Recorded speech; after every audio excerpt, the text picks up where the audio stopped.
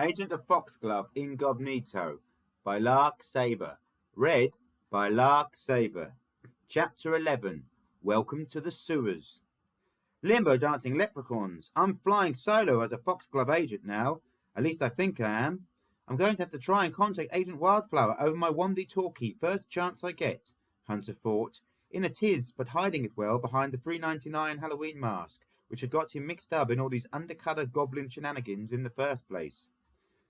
So, Crazy Joey, what sewer is your turf in the big city? Asked Lefty nosily.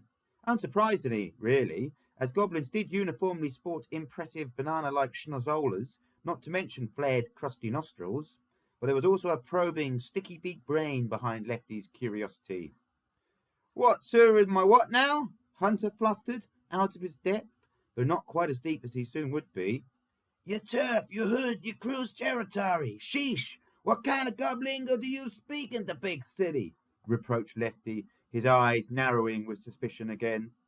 Almost as if on cue, playing Follow the Ringleader, Lucky and John Gobby's eyes also squinted with faint accusation as they jostled between themselves for a better eavesdropping position closer to Lefty and Hunter. Oh, my hood, right, yeah. Sorry, I'm a bit deaf after my friend, who's definitely not a fairy because I hate fairies. She accidentally wanged my ear with a huffer-hooter, improvised Hunter, winging it, though definitely not fairy winging it. Hooter huffer, Lefty corrected him, his bat ears twitching and his mean gaze intensifying. Yep, that's what I meant. We big city goblins now, where we live. Hunter desperately racked his memory for some convincing detail from that one school trip to London he'd taken in a coach for the rest of his year, under the supervision of his teacher, Mrs. Elliot, and the teaching assistant, Miss Ness. Something did occur to him.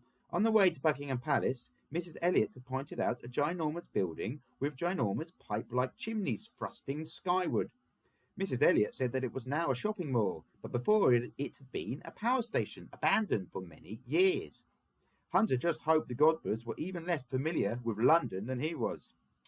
Oh yeah, we live in an abandoned power station. It's got big pipes sticking out of the roof. Lefty stared at Hunter disbelievingly, the Gabbo's inhuman face hard to read for the boy's spy. Then a crooked grin spread across Lefty's face like love in a hopeless place. Hunter noticed one of Lefty's front fangs was made of what appeared to be gold, like a golden bullet lodged in his gums. Get this guy, an abandoned power station. Now that's living. You's gotta take me there one day, Joey. An abandoned power station. Forget about it. Bet them schmokes never look for us gobble goombas in there, eh? When those schmokes started getting everywhere like sewer rats. And I ain't rat as some of my best friends are rats. Then we had to take our operations underground. The deepest, darkest hearts of the forest in the old country just weren't cutting it as cover no more.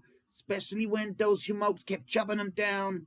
Unlike those puny Tinkerbell fairies, us gobsters is just too, gabgoos longer to hide out in itty-bitty gardens. You know what I mean? Yeah, you's gabgoos longer, all right, Lefty. Your godbuds as swole as Grendel Guido's, that troll who bent the horns of the Papa Goat Gruff straight as a ruler.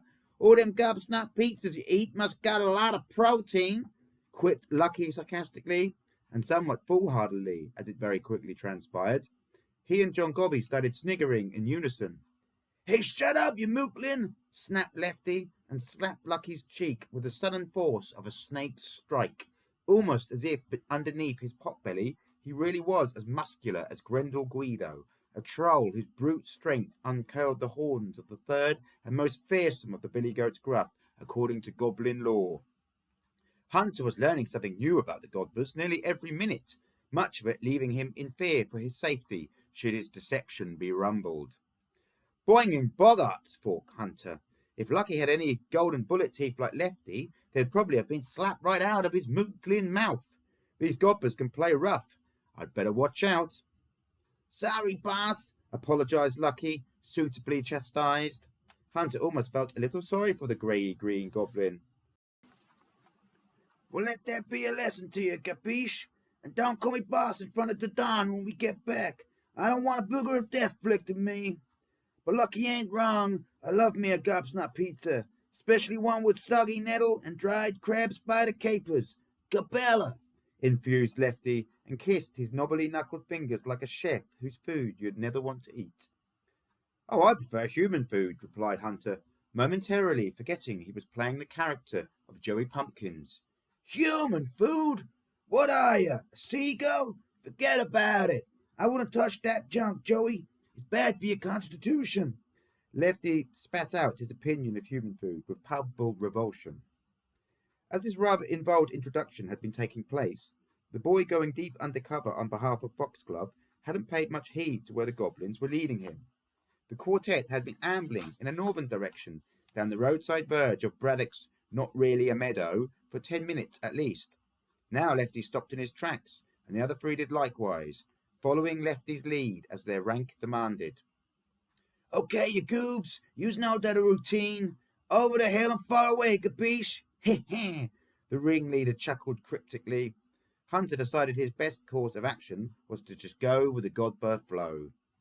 Lefty's bat ears twitched, and he seemed satisfied enough by whatever he had or hadn't heard to scurry up the verge, followed by his two gobbo foot soldiers and their new acquaintance from the big city.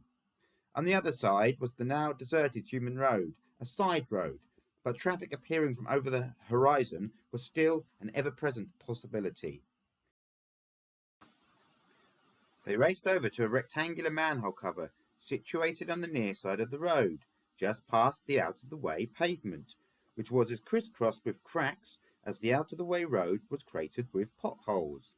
The manhole lid was made of blackened iron and embossed with a zigzagging pattern of repeating diamonds.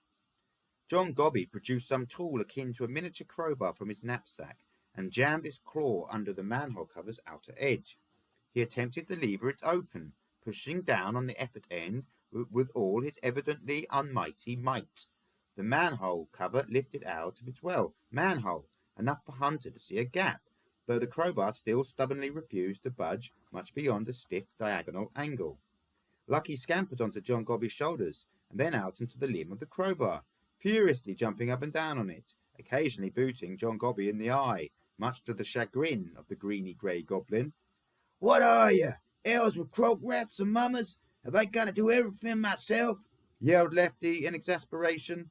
The strongest, tallest goblin, Lefty barged past Hunter, shoved Lucky and John Gobby aside, and applied his considerable heft to the effort end of the crowbar. His gimlet eyes squeezed with strain rather than suspicion this time, as he pushed down on it, gritting his fangs. With a final grimace of exertion, Lefty flipped the manhole lid out of the manhole. It clanged onto the road, making a right metallic racket. Come on, you mooklins. I need a drink after that, beckoned Lefty, and proceeded to climb down the human-made service ladder into the sewer as nimbly as a squirrel, whether red, grey, or cyborg.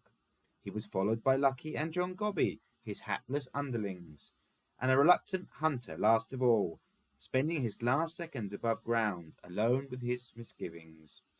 Hopping hobgoblins, I've got to descend into the sewers now. This undercover agent malarkey is a lot less cool than those Spy Kids movies. Aren't the sewers where the stuff we flush down the toilet goes? Ooh, if I get some rando poop on my new blue camo trackies, Mum will have a meltdown.